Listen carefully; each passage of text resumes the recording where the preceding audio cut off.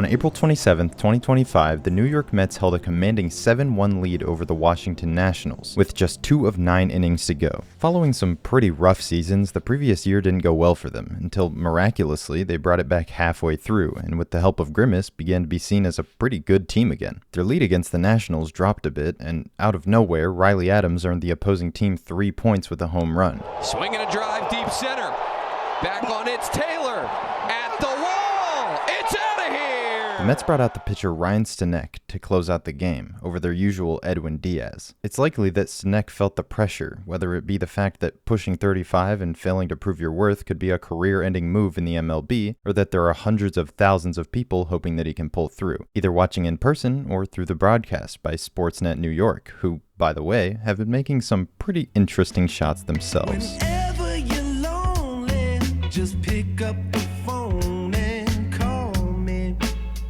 I'll be there. SNY's director, John Demarsico, goes viral every once in a while for his hard-to-pull-off shots during Mets games. He and his team have become known as the most innovative sports broadcast over the past couple of years, and for good reason. A pitcher and a batter facing off? Why not do a close-up, Clint Eastwood style? If there's a rivalry brewing, show both. These split shots also show how close someone's cutting their run to a base. Is not in time.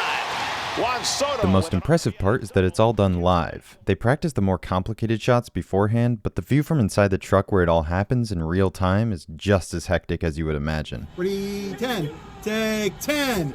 Ready 8, take 8. Ready 6, take 6. Ready 3, take 3. Ready 7, take 7.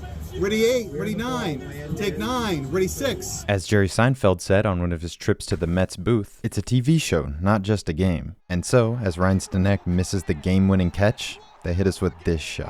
5 in the 7, 2 in the 9, 2 walk. It's devastating. But as it turns out, he moved on pretty quickly. The main thing over the course of a long season is you just go execute as best you can, and more times than not, the ball's going to bounce your way. So. Early in the season, losses are expected, no matter how good your team is. So, by focusing on a close-up shot of Stanek as his opponents run past to celebrate, it brings out the most emotion possible, really making the viewer feel for him in that moment. It helped me, as someone who had to research the MLB season structure for this video, understand the pain that Mets superfans feel after a loss. I think I find the way that SNY uses cinematography so interesting because the way that sports broadcasts have operated for my whole life has remained relatively unchanged. Besides the aspect ratio and the quality itself, you can only really see a significant difference in the way that games were filmed by going back as far as the 1950s, where the batter's eye camera angle hadn't really been used yet. Although I don't see it happening soon, I hope that eventually more broadcasts will start using cinematic angles and clever editing, not just in baseball, but in all sports. It would benefit the fans by giving them a more intriguing and movie-like experience, while also benefiting whatever network decides to try it, because it invests the viewer in a way that the average broadcast just can't. I may not watch baseball much, but I think I'm a Mets fan now. Mets, baby, love the Mets.